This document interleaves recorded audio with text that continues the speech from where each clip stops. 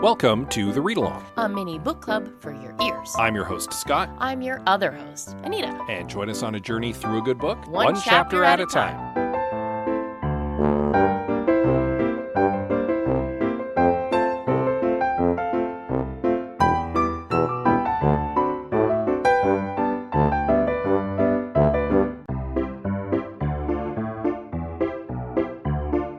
Do you like talking about movies? Do you like talking about mediocre movies? Do you like talking about how you could have fixed mediocre movies? Well, I certainly do, and you can listen to me, Scott C. Bourgeois, along with my co-hosts Greg Beaver and Liam Creswick, as we give our notes in I Have Some Notes. You can follow it now on your podcatcher of choice or support it by visiting patreon.com/I Have Some Notes.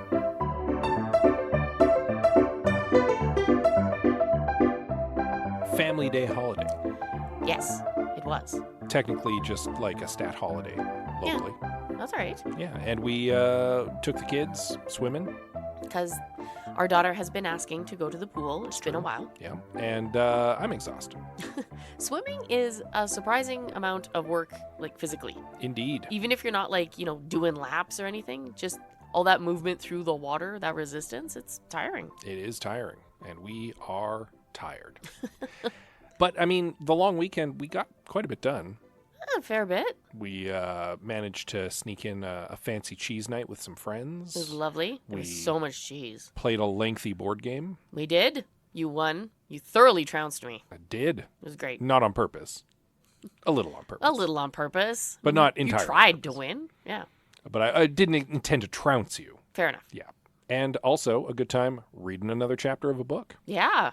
So I guess we should maybe segue into that. Yes, let's. Yes, let's. We'll start with a brief recap of Chapter 3 of our novel, in which Ben and Jimmy meet up at a cafe. Yeah, quick little team meeting for coffee. 50% of the team meeting. Yes. They look over some of the clues they found at the housing complex where the weirdness happened. Yeah. Jimmy Things smell wet. Yeah, mentions that things are damp-ish or have the sense of dampness to them. Yeah.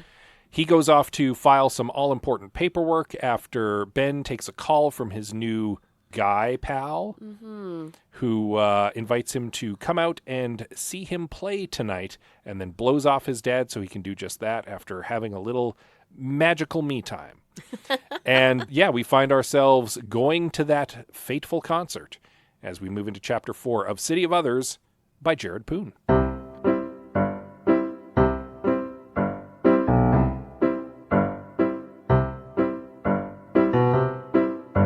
So Ben shows up early. Of course he does. Naturally. Ben is a little type A. Yeah. Yeah? Yeah. Yeah. So he's there like before anybody else, to the point where it's vaguely annoying to the bartenders that he's already there. Yes, but he's early, so he gets a good table. That's exactly why he's showing up early. Gets himself a craft beer, man after my own heart.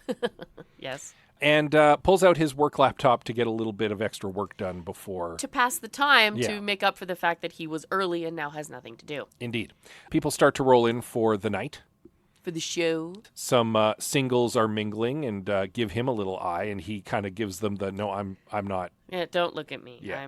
No. Now, No. Question for you. He mentions that in an earlier time in his life, he might have been interested in the flirtations from some of the ladies. So I'm curious, is that from before he found out he was gay, or is he bi? I don't know. I mean, could go either way. Could go either way. Just curious Yeah. which way Ben goes. Don't know. Don't know. Not that it matters. Not even a little bit. Just curiosity. Yeah. Piqued my curiosity. Well, because we're only 4 chapters in, right? We are still learning about our protagonist. Indeed. Right? We don't know. I think it would be great if he was. To be Sure. honest with you, I don't think there's enough representation. Bi representation. Yeah, bi representation out there. And Fair so having a bisexual protagonist in our book would actually make me very happy. At any rate, the gig begins. Adam rolls in and sings like an angel. Of course. He's got this beautiful voice, hits all the notes, singing an Adele classic, apparently. Yes. And, like, has the audience in the palm of his hand. And Ben is just like, oh. Nothing else matters. I am watching this man sing. Jimmy shows up. Yep. A little late. So in how Ben was fashionably early, Jimmy's a little fashionably late. Jimmy is 100% fashionably late, right? Yeah. He shows up a couple songs in, super casual, grabs some drinks. Well, right? he shows up a little late specifically because he was banging his head against his keyboard trying to get these emails taken care of. Yes. And was just finally like, I'm seeing just a jumble of letters at this point. I can't continue. I'm just going to the gig. Words have no meaning anymore. Ben is legitimately like, you know what? Don't worry about it. Grab a couple beers or some drinks for us and then put this out of your mind. I'll take care of it later so that you don't have to worry about it. And initially he's like, because, you're a family man. You don't want to be taxed with this. And then remembers, oh yeah, your family's out of town. So I'm doing this for nothing. But whatever. It's too far. Yeah. He's gone too far. He's made a promise. He can't take it back. Before we get into the actual plot bit of this chapter, I want to take a moment and talk about how the book is gently pointing us towards how good Ben is at his job. He's very good at his job. He is very good at his job. We spend the first part of this chapter with him just people watching in the bar. Mm-hmm. He opens with how bars are kind of like magical, shadowy places, right? Where people come to just be more honest because it's darker. Yeah. Sort of. That's kind of the premise. Anyway, and how easy it is for him to spot others in the crowd. Like, it's not just people watching. He is other watching as well, right? Yeah. Yep. That guy has fangs. That lady has tentacles, and no one notices. She didn't have tentacles. She had entrails. Entrails, She was sorry, that's missing what it was. most of her body. Yeah, he does straight up notice a vampire at one point. Yeah. And it's like, oh, I know that guy from work. And briefly considers Yeah, going he's like, over and saying I should hi. go over and talk to him. I know him. We want to keep a friendly relationship with that guy. Oh, never mind. The singing has happened. Yeah. Let us forget everything. But all of that and taking over the notes from Jimmy, right? I think partially because to make sure they're done correctly in air quotes. This is all pointing to Ben is quite exceptional at his job. Yeah. Right? He is good at this. In spite of being in kind of an underfunded department. Yeah. Which is going to lead into the rest of this chapter, I think, because he can't turn off this type A tonight. He's very much the Leslie Knope of his department. Yes. So after his first set, Adam rolls over. Is like, hey. Oh, good to see you. Yeah. Ben accidentally walks up to insulting him by being bad at giving compliments because he doesn't want to seem needy or overbearing. You guys are not bad. And of course, Adam's like, not bad. And Ben realizes what he's done and kind of walks back and says, no, you're very good. I'm sorry. I'm really bad at this. Which Adam seems to find a little amusing. Mm-hmm. Jimmy, and hopefully a little endearing. Jimmy shows up at that point and is like, hey, and Ben goes to make introductions, but Adam's next set is starting, so he has to run off. And Ben turns back to Jimmy to see that he's gone white as a ghost. Yeah, he's like white-knuckling those beers, like, oh no. And he's like, oh, that guy you were just talking to, your new guy friend, strongly radiating whatever energy was coming off of all of those clues He smells like the damp. He smells like the damp. Ben is like, what? No. What? No. And Jimmy's like, yeah, I wouldn't lie about that. So Ben immediately switches into work mode. He goes straight to his oars. Yeah, I know. And is like, all right, if there's potentially danger here, you need to bail. Get out. Because apparently there's an understanding that because Jimmy has dependents, he doesn't get put in danger. Yeah. He gets benched the moment something dangerous happens. I'm okay with that. Jimmy kind of sighs, glugs down his beer, and bails. And after the next set, Ben kind of goes into confrontation mode and is like, hey, so are you responsible for a housing block disappearing the other day? Of course. And Adam's like, what? What? What are you talking about? What? No, how do you know about that? What? And then okay. I realized Jimmy was supposed to be there to help. I hoped that Jimmy was there to help, right? To sort of give Ben a familiar face to help him relax and be comfortable. Mm-hmm. And then Jimmy accidentally made it worse. Yep.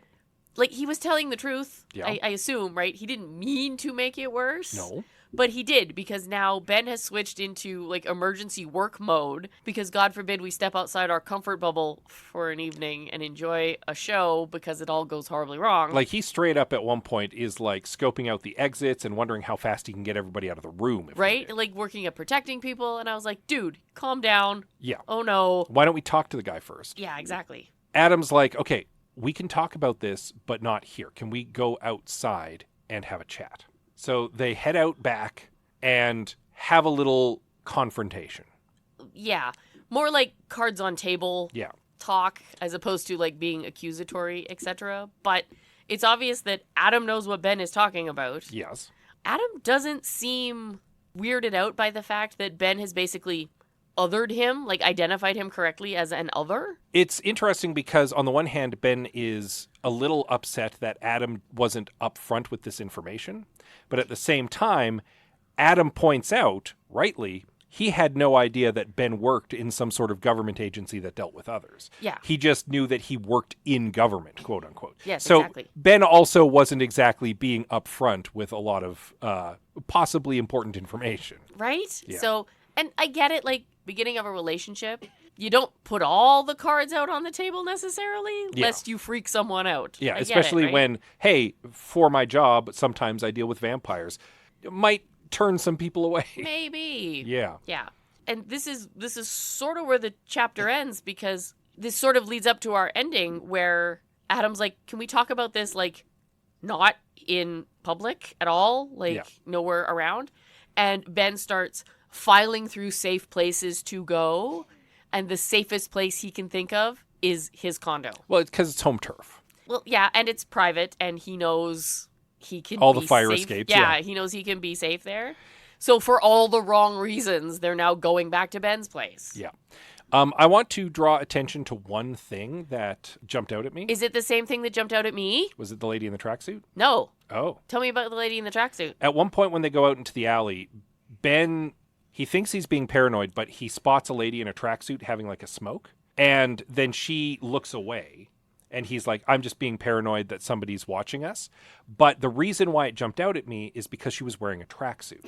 Oh, like those ladies from like before. Like all the ladies from the previous chapter, just before the deluge happened. And that led me to think, oh, it's possible he is being watched. I mean, maybe.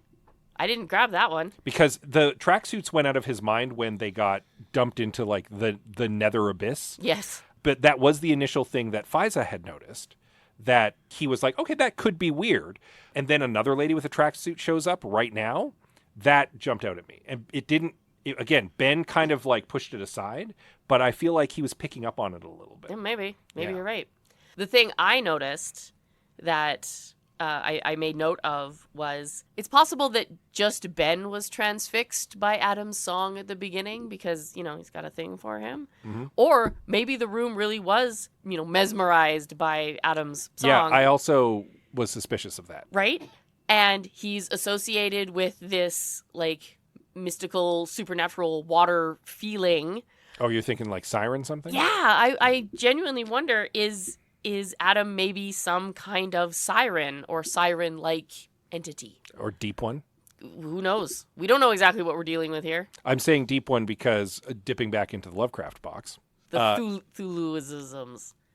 Deep ones are strongly associated with Dagon worship and Cthulhu worship. And if we're already suspicious there might be a Cthulhu at work, there could be some deep one activity. We know he likes the water because in a previous chapter mentioned that the sexy picture that he picked for himself for Ben to put on his phone, him coming out of the water. Mm-hmm. He's the kind of guy who likes to go like kayaking on a moment's notice and stuff. Yeah, the clues are there, man. Clues are there. He could be a deep one hybrid, just pointing it out. Just saying.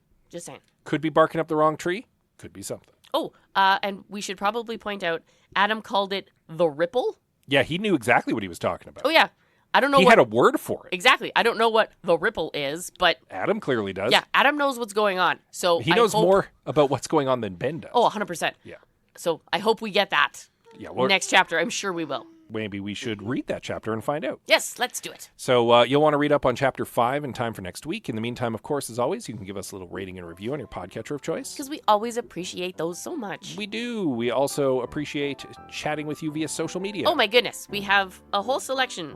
Pick your poison. We are on Facebook, Instagram, Goodreads, and Blue Sky. We are at the Read Along on most of those. We also have a Discord. Which we just started, You can find us there if you want to chat. Yeah, you can find the link to that on most of our socials.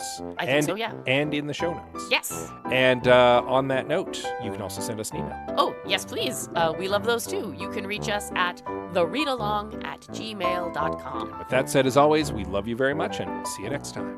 Also, Ben's dad is probably home. Woo!